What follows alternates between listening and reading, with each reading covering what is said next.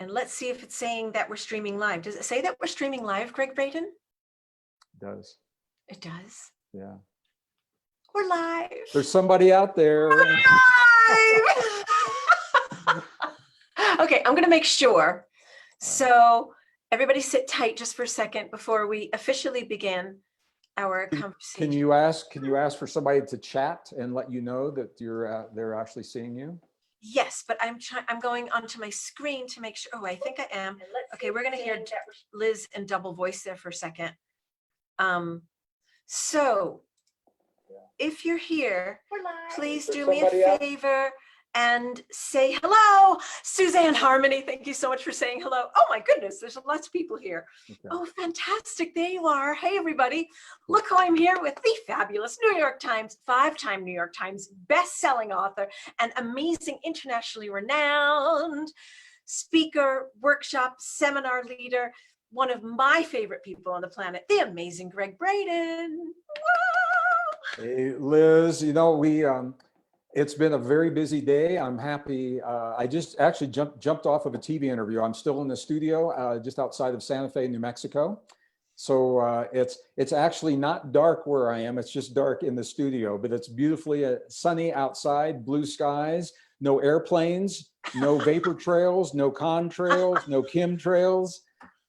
And it's just a beautiful, beautiful day. So thank you for inviting me to come into your community, our community. And I don't know where we're going to go today. We're going to have a conversation. And I'm a man that likes a powerful woman, and you're a powerful woman. And I'm going to follow your lead. I have no problems following your lead today. You ladies, isn't that amazing to hear? Gregg is a man who loves a powerful woman. And don't we want more men to feel that way, that they absolutely love powerful women? Yes, yes. Okay, we've got a ton of people just jumping into the conversation. Wow, live, Shani. Shani, oh, Shani is all the way in South Africa. Wow. And Shani just lost her, I want to say she was 95-year-old mom, Jewish mom. I think it was her mom or her grandma. Anyway, I know that we're all sending blessings to you, Shani. Oh, okay. Blessings to you and your mom. And I got to tell you, Shani, that longevity bodes well for you. My mom's 87, and she is on a graceful decline, late stage dementia, and of course is locked down. She's actually in hospice right now and locked down with her community. But her longevity and her resilience, I think, were passed on to me, and I feel very blessed for that gift. And I think probably the same with you. So I'm sorry that you lost your mom. Yeah. Absolutely. Okay, so here's the thing. It was your mom, yes. Here's the thing, everyone. If you have a question for Gregg as we're going along the conversation, think of them, and then you can always post it and I can read your questions. And everybody's just saying hi from New York, from South Dakota, from Vancouver. Oh my goodness, from everywhere, from Australia. Okay, great. You know, this is so important, Liz, because we're all being asked to be socially distant, and a lot of people are thinking that means social isolation. And it's just the opposite. We need community more perhaps now than ever. I have to tell you, I just had this I just dropped off of a television interview I was doing in London.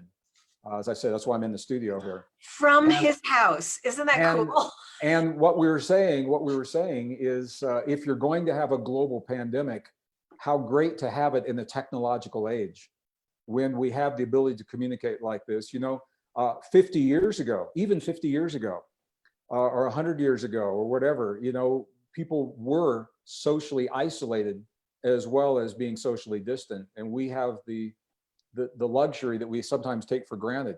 We have a whole generation of young people that don't know a world that did not have the technology we have right now. They just assume it's always been this way. Yes. So, you know, we're old enough to know that it hasn't always been this way. And because of that, to feel very, very fortunate that we do have this very well-established technological link that's all the time, been times like this. It's been, I have to tell you, it's really been a lifesaver for our business.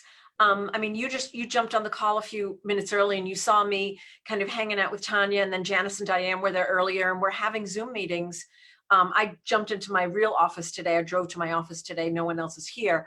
but we've all been staying at home and doing this and continuing our spiritual education platform, our spiritual inspiration, and what we do in a different way, right?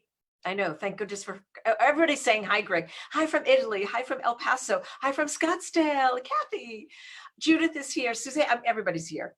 Okay, so I wanted you to come on specifically because what I love so much about your work, I mean, there's a million things that I love about your work, but one of the things that, you know, you talk a lot about is heart coherence. And here we're in challenging times. And I know that you've spoken about this, the collective sadness and the collective grief.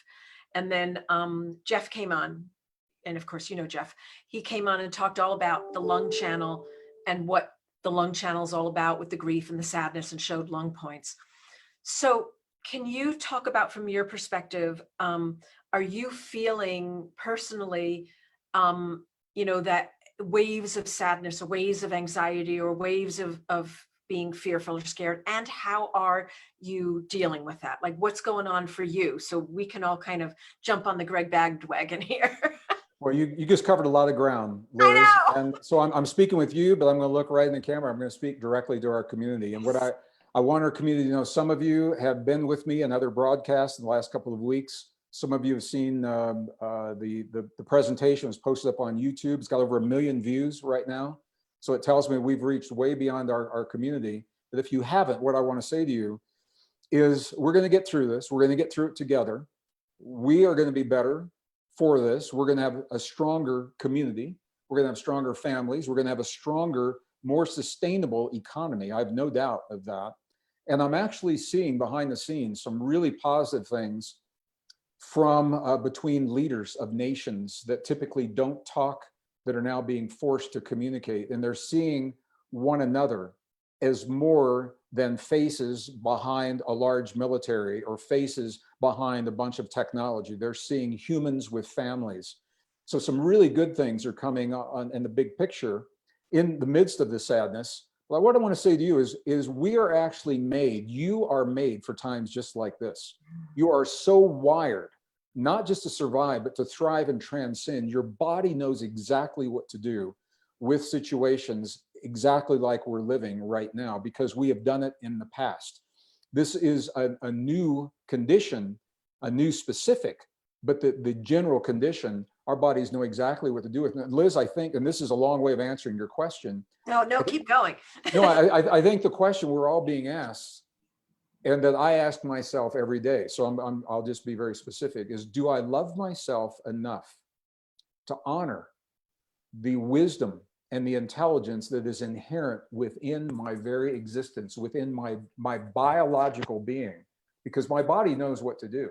Do I love myself enough to give myself what my body needs so that I can triumph in this time of darkness and sadness for many people?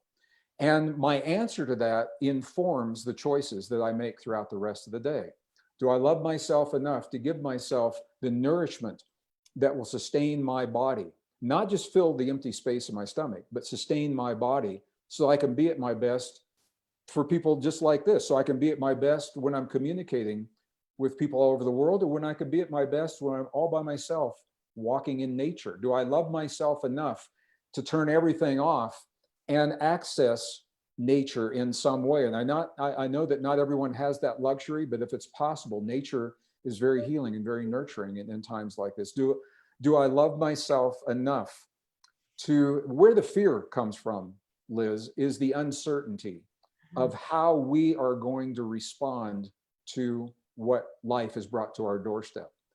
And what's happening is we're so inundated with so many opinions and so much information that people are sifting through, and the conspiracies of where this virus came from. Is it natural? Is it artificial? You know, who benefits?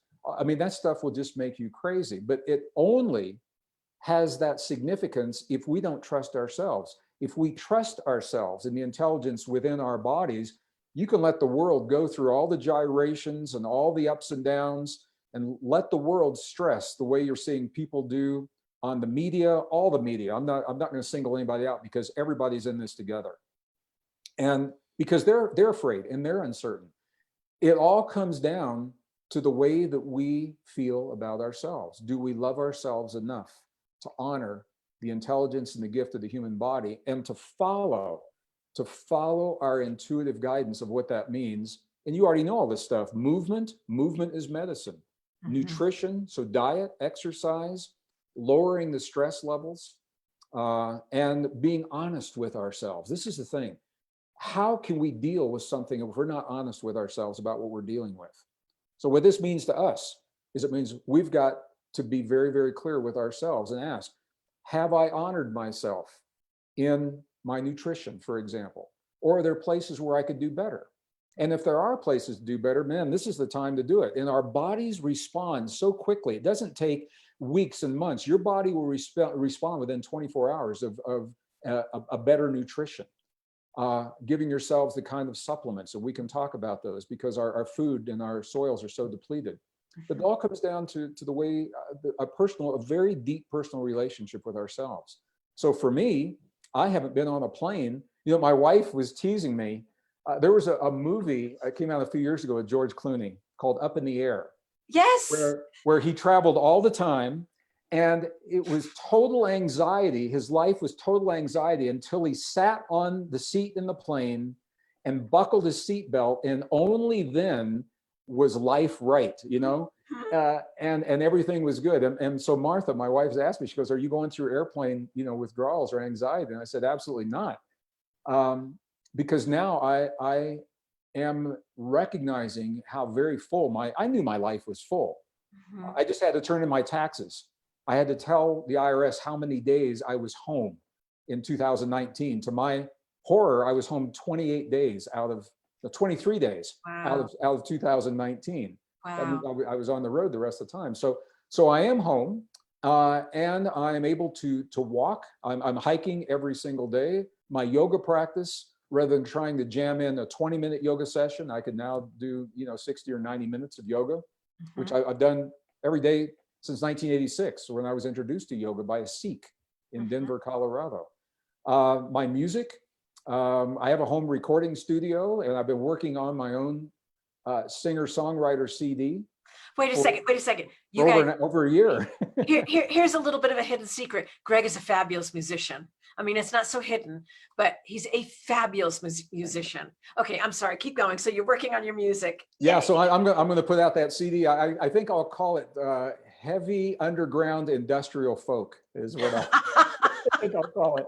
That's the kind of you shared one of the pieces with me, one of the songs with me. It's amazing. Yeah, that's my genre. It's a lot of acoustic guitar with some heavy electric power chords in there somewhere. But but the point is, I've been able to focus on the things that bring joy into my life and that make my soul sing. And those are some of the ways I go about honoring my life. I ask myself this question every day: do I love myself enough to bring these things into my life? And so what people say to me all the time, Liz, they say, Gregg, it takes so much work, to change the way I live, to change the way I think, to change the way I've been taught to think about myself. And it does take work. And time and again, Liz, I come back, you and I have talked about this. Khalil Gibran, the author that wrote the book, The Prophet, early in the 20th century, 1923. And he reminded us, he said, work is love made visible. So yes, it takes work to make these changes. That work is our love made visible. Do we love ourselves enough to put that work, that energy, into optimizing the amazing gift and the wisdom and intelligence of this body? And if the answer to that is yes, and we fulfill that promise to ourselves every day, then the significance of what's happening in the outside world, it becomes much less significant, because we know that we are optimized in the presence of those changes, and in that optimization, we'll be just fine. And it's only those people who have not loved themselves, and you know who you are, and it's not too late to change that, who are immune compromised for whatever reason. So I'm going to invite you to really tune in to the wisdom and intelligence of your body and yourselves. We are such mysterious beings, Liz. We are ancient, mysterious, magnificent, resilient, fragile, powerful beings. Nobody tells us that. And it's at times like this when all of that is tested. And that is our workshop. That's our workshop of life. So I wanted to lay that out before we go into our conversation. No, I mean, that's beautiful, because I actually typed that out here. Do you love yourself enough to bring these things into your life? I mean, this is like, that's it right there, about loving ourselves. And we've talked a lot about that in spirituality, but it's in such a different way right now, because we're really having the space. We're really having the time. This is the moment. I feel like this was the moment. Yeah, Liz, so I agree. And for so many people in our community, and we receive the communications, the emails, the phone calls. Some people are still faxing, believe it or not. We get these texts, we get postings on Facebook and Instagram. And for so many people, they've separated their spiritual practice from their everyday lives. And this is where the rubber meets the road, where the spiritual rubber of what we claim to believe in our hearts meets the road of the real world. And it's the opportunity to demonstrate everything that we've talked about, rather than just doing, we're being asked to become. So, you can listen to all the workshops and all the self-help speakers and take all the notes you want. And if you just put those notes away and feel that you've accomplished something, yet you live your life in the mode that has led to all the crises in your life, then that's the crossroads where we have to make a choice. And we say, am I going to become? We must become in our lives the things that we choose to experience day to day. We must become the love that we're talking about, not just for other people. I think we're doing a good job with that. The love for ourselves. And the more we love ourselves by honoring ourselves, the stronger we become, and that frees us then to live in a world of crisis, fully and very present. Your husband is doing a beautiful job of this. He is living in the presence on the front line as a doctor, helping other people, and consciously or subconsciously, every day of his life, he is going through a mental process about his relationship to his body that gives him the strength to stand in the presence of those who are showing the symptoms of COVID-19 or any other condition, and know that that's their experience, but not just know it intellectually, to actually live it, so that he can be present for them and still be present for other people and for himself as well. So it's really a fast track, Liz, where we are being forced, and I don't use that word very often, but we're all being forced to be very honest with ourselves about our relationship with our own bodies. Oh, that's so beautiful. Well, that was it. That's all I needed you to say. Well, my next interview is not for 30 minutes. Now, okay, let's keep talking then. Let's keep talking. Who wants to keep hearing Gregg? What you started to, speak about this, and my heart just started to just crack wide open, as it always does when I talk to you. I mean, you and I have this like fun little friendship that we've had for many years. And what I started to feel like this sense of relief, like, oh, this is my leader. This is one of the leaders that I look to for input, for, what's really happening in the world. Some people look for leaders of their country to guide them, not so much for me, but I look to you. You are one of my leaders, my guides, my teachers, if you will. And so there was this sense of my whole body just relaxed the minute you started talking about this, because I was like, oh my God, at last, one of my teachers, the leaders, the guides of our community is standing up and speaking this truth from your heart. And just thank you so much for being who you are in this world. Well, thank you, Liz. I mean, it's good for me to hear that. It's been a tough couple of weeks for me as well. And I think whatever it is that is resonating with you, it's something we all sense. We're all teachers and we're all teaching one another. It's something we all sense, but this is really the invitation to bring that intuitive sense down and ground it into something very real and concrete in our everyday lives. Every moment of our lives, Liz, I don't know if you ever thought about this, or our viewers, every moment of our lives, we make a choice that either affirms or denies life in our bodies. Every moment we make a choice in terms of the words that we use to communicate with another person. Are the words hurtful? Are those words helpful? Every choice we make, every moment, about the way we we nourish our bodies. You know, people say, oh, I'm just gonna eat this bag of chips now because it's fun, when at the same moment there's another option that's much healthier. And I know, you know, we can blow it off and discount it, but the truth is, it is a choice. Every moment of our lives, we make a choice as to whether or not we're going to honor the gift. You take the stairs or take the elevator. Maybe sometimes the elevator is good. I do that if I'm at an event and I've got you know, suitcases full of gear. But every time I can take those stairs, you're going to see me doing it, even if I'm on the 14th floor of the hotel, because it's a way to honor my body. And this becomes a way of thinking. And as we begin to be aware that every moment of our lives, we're making these choices, we discipline ourselves because we love ourselves to choose life in every moment. And that's exactly, you know, exactly what's happening right now. The people that are most afraid are the ones that are most vulnerable. And they are vulnerable because of choices that they have made consciously and subconsciously. This isn't judging, but the vulnerabilities, a lot of those have to do with lifestyle, and we all know that, and we can change that. Right. Yeah. So, and what about your emotional body? Like, how are you dealing with when things come up for you? If any fears come up for you or sadness, how are you working through those? And before you answer that, yeah. if you have questions for Gregg, I am going to go to all of your comments. I'm seeing all of your comments, but I'm really focusing on Gregg right now. But if you have questions, please start posting them so I will turn to you guys and take some questions.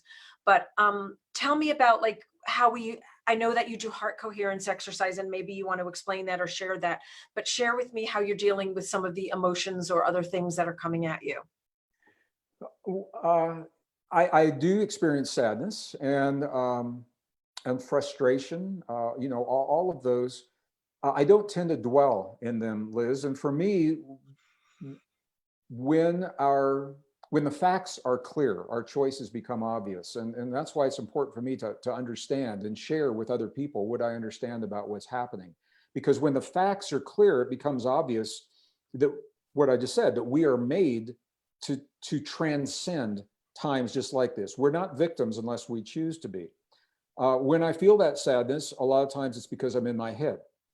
And this is the invitation, as so many of our events and programs and books and audios talk about, is to access our hearts. The scientific community in 1991 revealed what we already sensed intuitively, that we have neurons in our heart, just like the neurons in our brain, not as many, but we have a neural network in our heart. And our heart thinks, feels, and remembers independently of our brain. We have a whole world happening in the heart that only recently was recognized through the scientific community. We've all experienced it, and our ancestors did as well. But now that it's validated, we know about more of what to do and what not to do, how it works and how it doesn't work. I find myself, and I do this subconsciously, I touch my heart center, the center of my chest. Actually, the heart is over here, but the heart chakra is right in here. And I find myself physically touching this because that's how we draw our awareness out of our thinking mind into our heart. And just taking the deep breaths. And the breath is a language unto itself, Liz. When we self-regulate, consciously shift our breathing patterns, that literally is a language without words, a nonverbal language to our bodies. And here's the beauty, it's a language that our bodies understand. So when we can shift into our heart, slow our breathing just a little bit slower than we would typically be breathing, that is a very powerful signal to our nervous system, to our sympathetic and parasympathetic nervous system, but also the signal our heart is sending to our brain. That breathing will regulate that signal from the heart to the brain. The only time we would slow our breathing typically is when we feel safe. So when you take the opportunity to slow your breath, and maybe, maybe 5 or 6 seconds on the inhale, and then 5 to 6 seconds on the release, what you're saying to your heart is, in this moment, in this place, with these people, in this room, wherever I am safe. And when your heart senses that safety, it creates what's called a coherent signal that it sends through the vagus nerve, and our heart is communicating with our brain through With the our spinal brain. cord That's as well as so cool. so then our brain begins to release into the body the chemistry that matches that breath.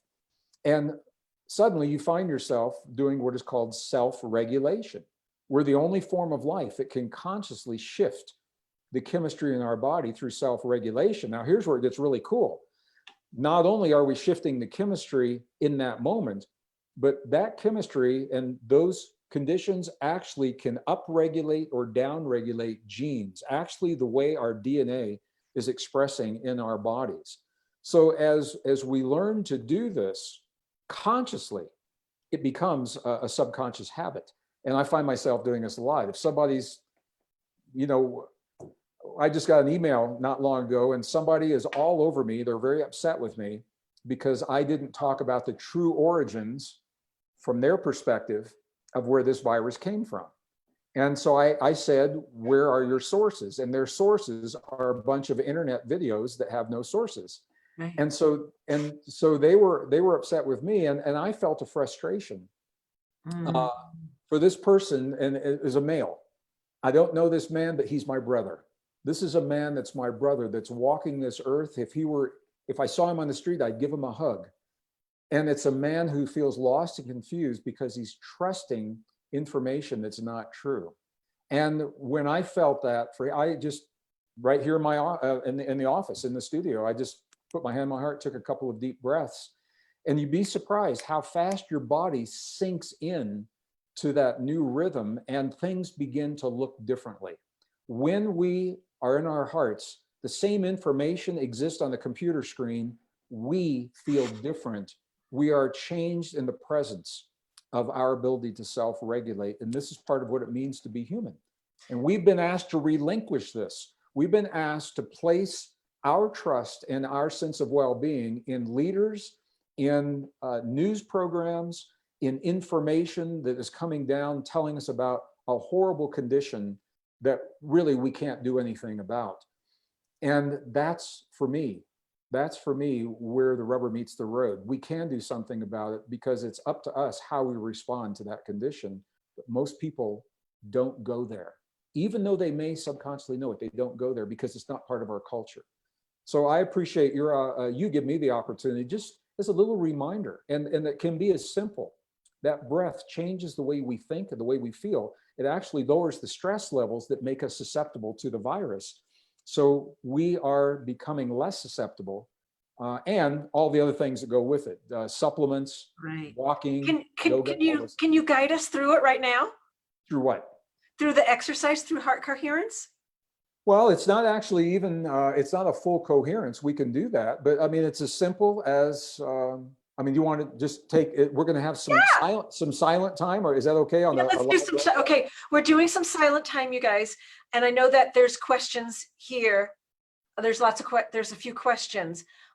So let's everybody just stop for a second, making comments, and then Gregg is going to lead us through for a couple. What I want to say is, anybody who happens to be listening to this, if you're driving, don't do what I'm about to ask you to do, or if you're operating heavy machinery, all right, please don't do this. Only do this if you're in a place that's safe, all right?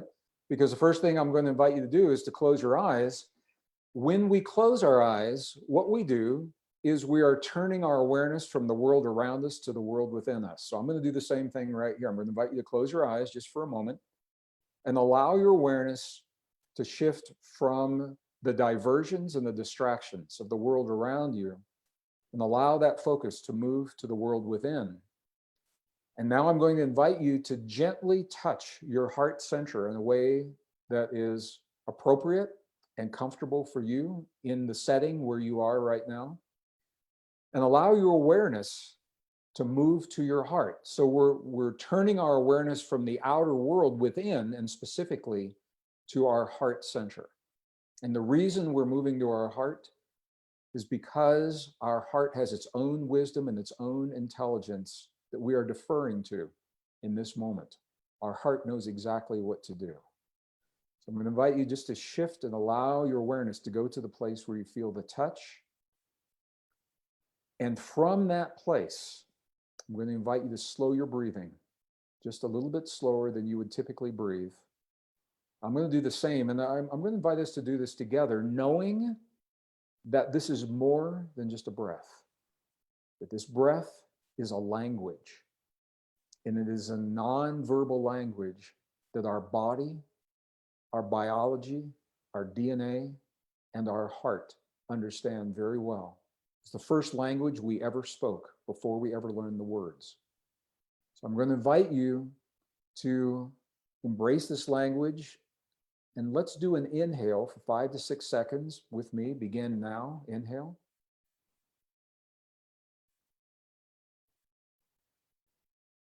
And release for the same time.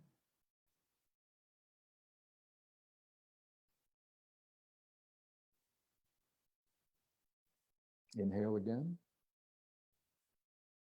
Just feel that shift in your body. Release.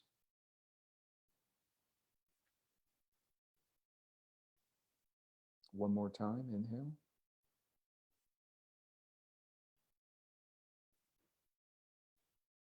And release. And if you can continue breathing just about that pace, let's do a couple more breaths. Inhale.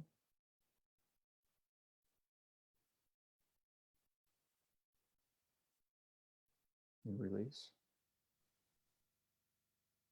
Now I'm going to invite you just a couple more breaths without me speaking, in silence.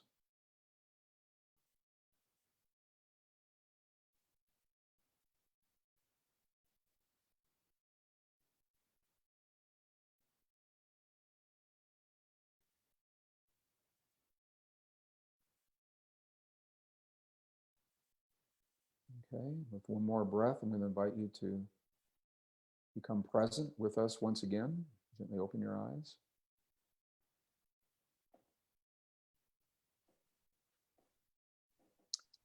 I imagine everyone could feel that shift. I certainly can feel it right now. It's a very powerful shift in your body. It is a reset that you can go through multiple times a day, and especially if you're feeling that stress. Liz, I want to be very clear with you. What we did is not actually coherence. We did not establish the coherence between the heart and the brain. That we could if we did another step. But this, I think, quickly throughout the day, you don't have to make a big deal about it if you're in the car at a stoplight or, in the grocery store, socially distant from the next person waiting for the checkout line to clear. Just close your eyes and you can do this couple of breaths. It's a very, very powerful thing to do. And please don't underestimate the power because it's simple. I've had people say to me, it's too simple to be effective. Nature's simple. Why would it be any more difficult than the first breath you took when you came into this world as you left your mother's womb? I feel a tremendous shift. Yeah. I feel like I'm in my body now. Even my voice, my energy, that was beautiful. I've been to many of you at workshops, and I love that every time. Later this afternoon, it's getting dark between 7 and 7:30 here in the mountain. I live in the high desert, northern New Mexico, with my wife, Martha. Our land borders Bureau of Land Management, 50,000 acres of BLM land. And I'll go for a hike till dark this afternoon. And this is the first thing I do when I step out the back door. I'll take those breaths. And then as I begin my walk, I have a mantra. My mantra simply is movement is medicine. Movement is medicine. Our bodies are made to move. And when you really begin to embrace that the act of movement is healing for your body, which it is, it's more than it is a mantra, and it's a mantra reflecting reality. The act of movement stimulates your immune system. It stimulates your hormones. It stimulates all of the things that you need. You were made to move. So breath, the breath of life, and movement is medicine. And those are two things that are part of every day of my life. You've been talking to Dr. Jeff, haven't you? I haven't, but I'd love to. He says that all the time. He's like, movement. Our bodies are built to move. We have to move. That's what we're built to do. Everything you're saying. Okay, so I'm going to look at some of the comments and questions. I'm going to scroll back a little bit and see if I see any question marks. Oh, Bill, this is just beautiful. I do want to just share this. Bill Van Horn, he's very, very active in our community. He's also been to several events. He came to Skamania, and he just shared with me that Greg and Liz gave me the gift of crying in front of 350 people. It helped me rejoin that's right. It helped me rejoin the world after my own night of the dark soul and physical recovery from heart surgery and more. Oh, thank you, Bill. He said he'd always be grateful for that moment in Skamania that allowed me to rejoin the world after that long private recovery. Thank you, Thank Bill. you, brother Bill. Thank you for being with us today. If you're here, I'd give you a big hug too. And it wouldn't even be socially distant, but it would be immune boosting. So Yes. I So we have a lot of people in our community who are single, they're living alone. And Rachel Elizabeth has asked, how do we deal with the isolation? Yeah, well, this is part of the workshop. First of all, we are being asked to be socially distant. The distinction has not been made through the media, but our invitation is to not be socially isolated. Social distance, but not social isolation. It's an invitation for us to reach out to others, but also to allow others to reach out to us. And a lot of people are getting phone calls and texts, emails, from people they haven't heard from for a while. But I want you to know, even if no one reaches out to you and you reach out to no one, your isolation is your workshop. And even if you live on a mountaintop in a monastery, half a world away, we are only as alone as we allow ourselves to be, because we're always present with the world. We're always present with nature. We're always present with our ancestors, with a higher power, whatever you interpret that to be, and with your relationship to that higher power. And I can speak to this firsthand. I lived many years. My home is an hour from the nearest grocery store, a mile from the nearest neighbor by choice in the high desert, back in the 1980s and 90s. And I went through a period where I was angry because no one was talking to me and there was no one there. And then frustrated. I went through all of the symptoms of loss. And when I reached acceptance, what I realized was that I'd created my own isolation. And as I opened to nature, opened to God, opened to the world, and opened to myself, I've never felt that again. It's nice to be with other people. And we are social beings and we're made for that. And when we are not, we are never alone. And I think that's one of the deepest lessons that we can learn for ourselves. And once we master that, we will be comfortable in any situation, social or non-social, because we have a better sense of who we are. So it's a long answer to a short question, but that's beautiful. I've been trying to address that one myself to respond to that question. Is beautifully stated. Oh, everyone is just sharing all of their love with you. And Carla lives, she lives in New York, Long Island, and she says, I am not fearful. Okay, question for Greg. How important is it to learn into the breath and breathing correctly? What kind of breath work does Greg recommend, or for how long? Well, we just did a piece of it. Yeah, I think we just answered that. The breath is, I think, in my opinion, it's one of the most underrated aspects of our lives. If I had my first yoga experience when it wasn't really accepted in the corporate community, 1986, in the living room of a Sikh in Denver, Colorado. And one of the aspects of yoga that I learned was breath. And what I've learned is the breath is perhaps the most important. And if I cannot do the movement, if I'm traveling, if I'm on a plane, at 39,000 feet for 14 hours, and I'm not able to do that, I will do the breath. If I have the opportunity to only one aspect, the pranayama is what it's called, of the yoga, I will do the breath before I'll do the movement, because the breath literally is the breath of life. So it is very important. And it's important to love ourselves enough to be able to breathe the air that is good and healthy for us. And I know a lot of people may not have thought about that, and they're definitely thinking about it now. And I think you're going to see a mass migration of people away from larger population centers into places that are cleaner and have better air and more nature, because they are being prevented from experiencing those now. We're going to get through this. I think we're going to get through it sooner than later. And it is, I think it has been a wake-up call and a real eye-opener to many people about new choices to be made in their lives. And The question then will be, do they love themselves to follow up on the choices that they made in crisis, even when the crisis is no longer present? That will be a workshop for many people as well. Yes, it's all just a workshop, isn't it? A Okay. workshop of life. Oh, so many people are posting. Precious Lotus said, I totally love my movements. My body calls me to it. Jaitara loves to breathe and dance and walk in nature. Movement stimulates energy flow.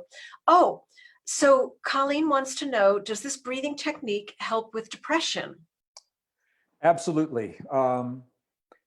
It is very difficult to be depressed when your brain is in a higher brain state. And these breaths are the doorway to deep states of consciousness, and specifically the gamma brain state. And in the gamma brain state, you cannot be depressed when you're in the gamma brain state. So it's more than I can do justice to here, but I'm going to invite you to look into some of the online videos and the courses that I'm offering, or Joe Dispenza's work. Joe talks about this a lot as well. The breath work certainly is a big part of that. Movement is a big part of that. When you begin to move and you kick up the endorphins, you kick up the dopamine, and if you can move in nature, there's a whole science about how we interact with the field, the electromagnetic field of a tree. Can I just talk about this for a minute, Liz? Yes, I want to talk about that. I want to honor our time, and I've got another Yes. interview at the top When of the you hour. tell me when you have to go, because I want our viewers, our listeners, to hear this. There is one of the most intentional communities in the world, and our Italian people know about this. It's in Italy, a place called Damanhur. Right now, there are about 600 full-time residents in Damanhur. It's an amazing story. It began back in the 1970s. And in addition to having their own community, their own educational system, their own currency, their own governmental system, their own constitution, their own way of living, they have their own science and technology. And when I have visited them in the past, one of the things that fascinated me the most was their ability they have the electronics to hook up to plants and trees. And in the presence of a human, the plants and the trees will begin to behave differently electromagnetically. Their electromagnetic fields will change. And in Damanhur, what they've done is they have elevated those electromagnetic frequencies into the audible range, so we can actually hear and interact with the plants and with the trees. So I want to say to you is that when you are in the presence, when a human comes in the presence of a plant, they will welcome you and they will reach out and embrace electromagnetically. And once you hear this, even though I don't have the equipment, when I walk into nature, what I know is I'm not alone, that there are living entities, there are conscious entities that are interacting with me. And when I open myself to that, I'm a better person for it. So, I'm not into a lot of the airy-fairy woo-woo stuff, Liz. I'm a scientist. Yes, you are. A lot of people don't know this, but I was a marine biologist with a strong background in molecular biology and genetics before I became a marine geologist that led to the terrestrial geology.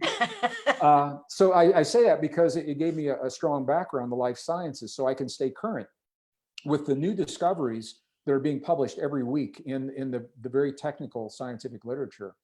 And these discoveries about our relationship to the plant kingdom, I think couldn't come at a better time, because they tell us that a walk in nature is more than just a feel-good stroll.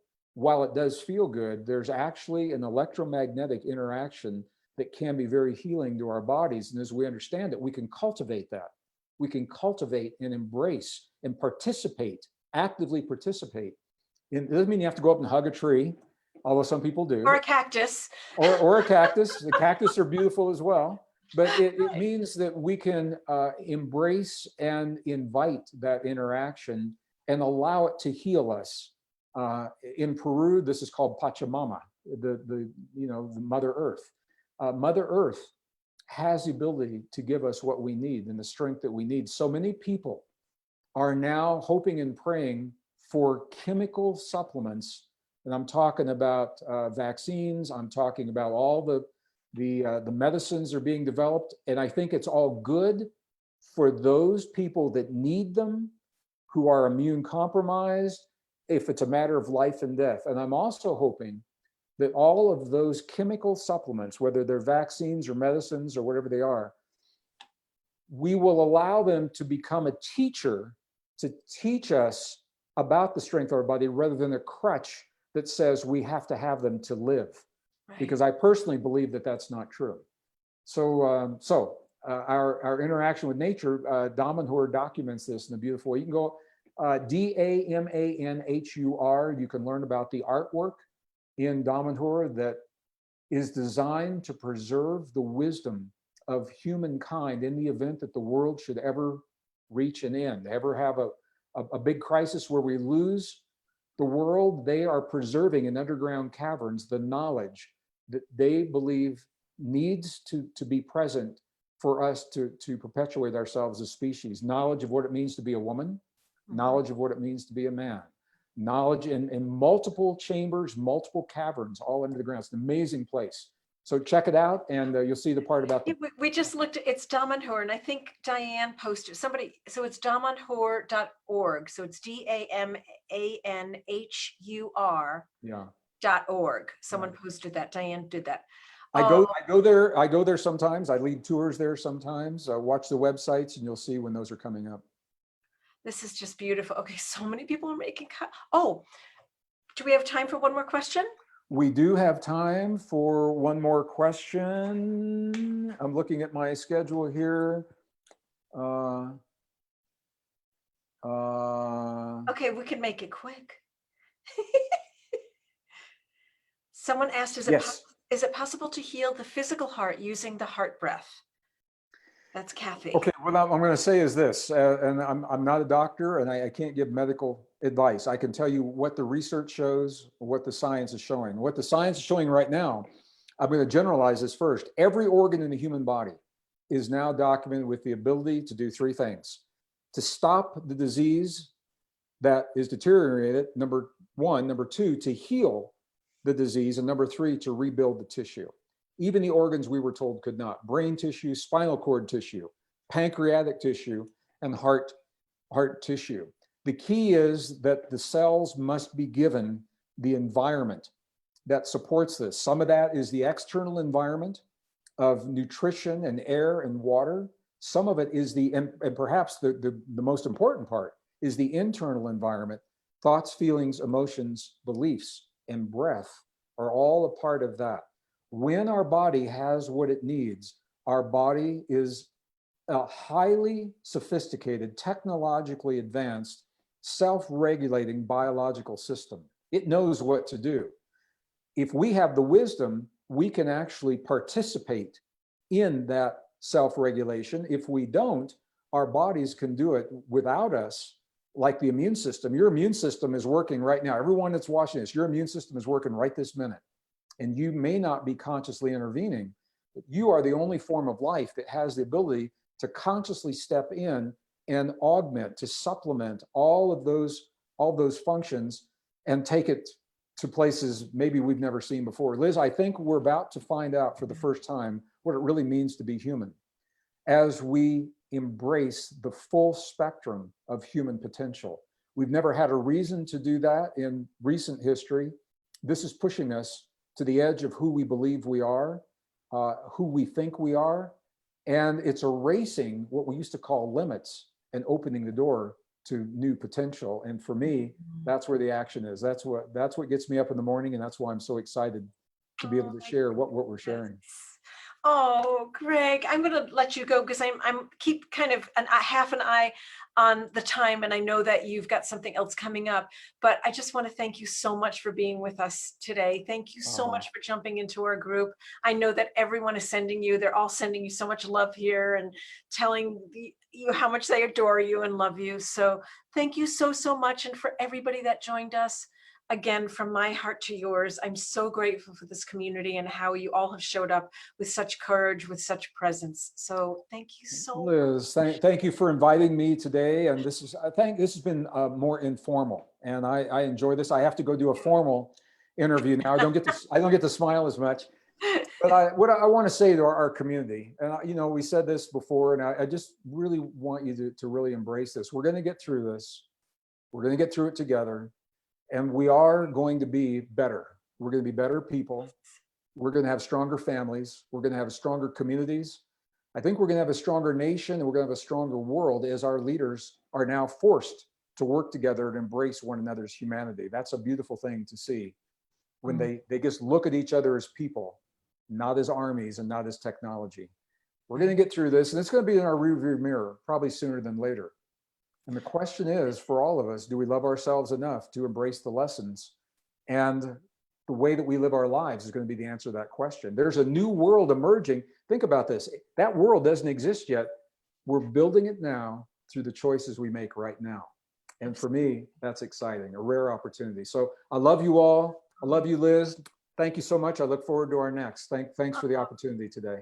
And thank you all for the love you're sending to me, because I'm embracing that. And it's been tough for me as well. I got a couple of minutes. I'll just say to you, my mom is 87.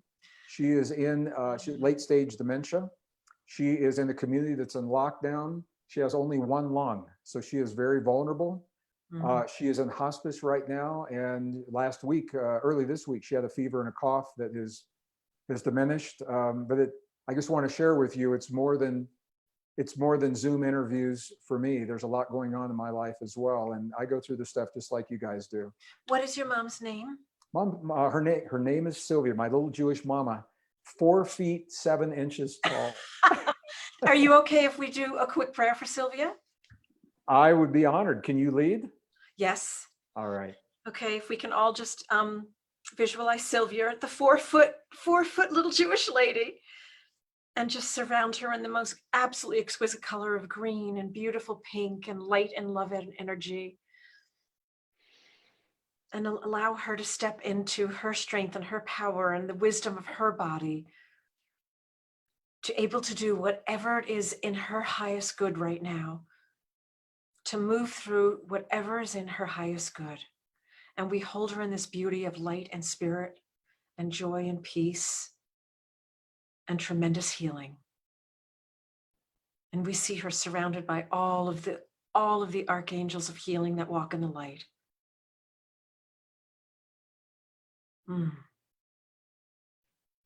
Aho. Oh, that's beautiful, Liz. I'm going to have to go and catch an interview coming in from London. Okay. Love you. Take a